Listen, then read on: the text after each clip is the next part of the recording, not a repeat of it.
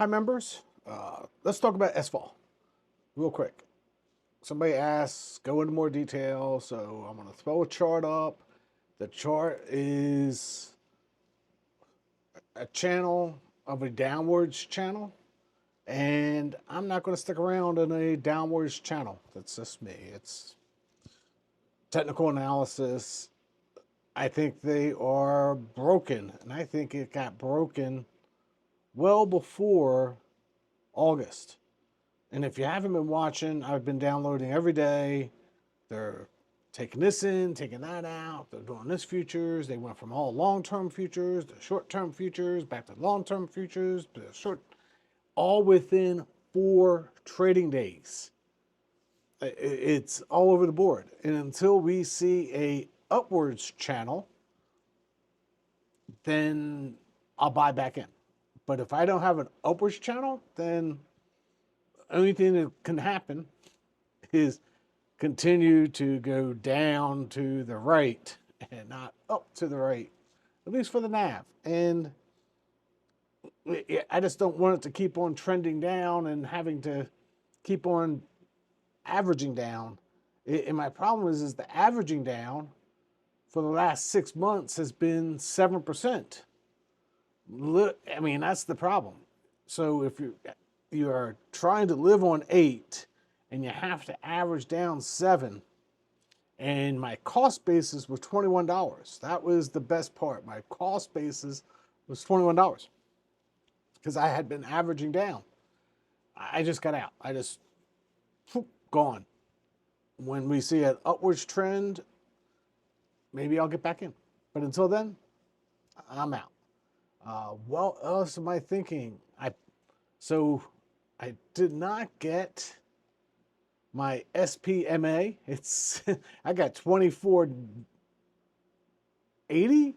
It's sitting at 2486. It's at 8% preferred stock that is in support of SPMC. And yeah, and the par is $25. So even once it gets out to expiration, where they can start calling it back, if I'm buying it at 24.80, they have to buy it back from me at $25, and I'm going to make 8% until they do that. So that's the reason I am trying to play that one. It's an open one. What I'm thinking is I still have cash reserves from SFAL. And I am thinking just going ahead and buying a couple $1,000s of JBBB and a couple dollars of SPMC. I think I'll do that tomorrow. Just averaging a little bit more. The problem with SPMC, and it is a good one. So ex-dividend date was the 15th, but I won't get paid until the 30th. I didn't know if you know that about some of these closed-end funds. So they do ex-dividend mid-month, and then they don't pay you until the end of the month, where a lot of these ETFs are doing, here's the distribution, announcing it, ex-dividend dates the next day, you get paid the next day. No, these guys are, hey, this is what you're going to get paid, and now you're going to have to wait 2 weeks, and next dividend date is today, and you're going to get paid in 2 weeks. But that's why they give you the 5% discount, because there's such a long time in between distributions and when you actually get paid. And anyway, so if I buy SPMC, I will not get the distributions for this month.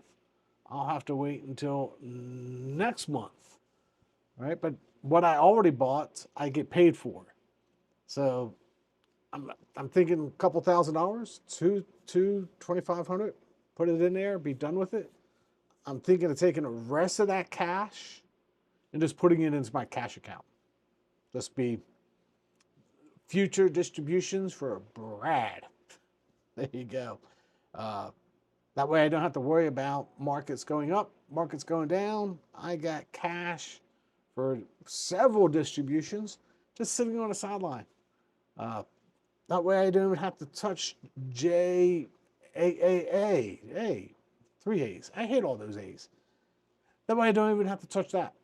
I can just leave it over there and withdraw money at my will, for future distributions. It'll take me down just a hair below the 1.2, but that's okay. I mean, it's all numbers. I mean, I'm still looking for that 7,000 a month, making that 15-ish.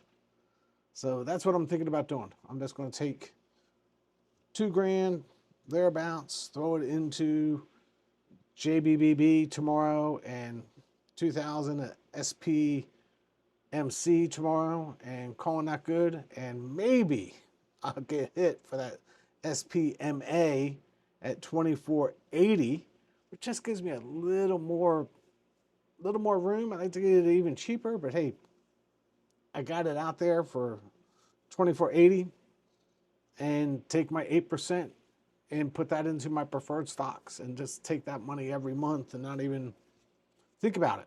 I mean, it's not guaranteed money, but it's up the chain compared to actually owning SPMC. So that's my thoughts. I think I got a good.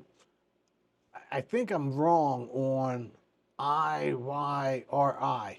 One thing I didn't figure in that calculation of 12% is the cost of rolling the calls. Yeah, I didn't figure that into the equation. So I think it's probably going to be closer to 8, 9. But hey, I'm going to take it, make it my alternative, trying to diversify that alternative. I'm just really just tired of getting beat up on SFAL and seeing that downwards trend. So that's my thoughts. Comments. I think that's it. I think I made this sheet so you can see live trades. So if I have limit orders sitting out there, you can see the limit orders and see when, if I ever get called on them. And then, yeah, I think that'll be it. I think the only reason I'm doing any trading is because SFAL got called. I had a limit order right above my cost basis. All right, so price went up yesterday, shot up, got, sold it. Sold it at a profit. Always trying to sell it at a profit. Trying to never lose money, but there you go. Take care. Until next time. God bless.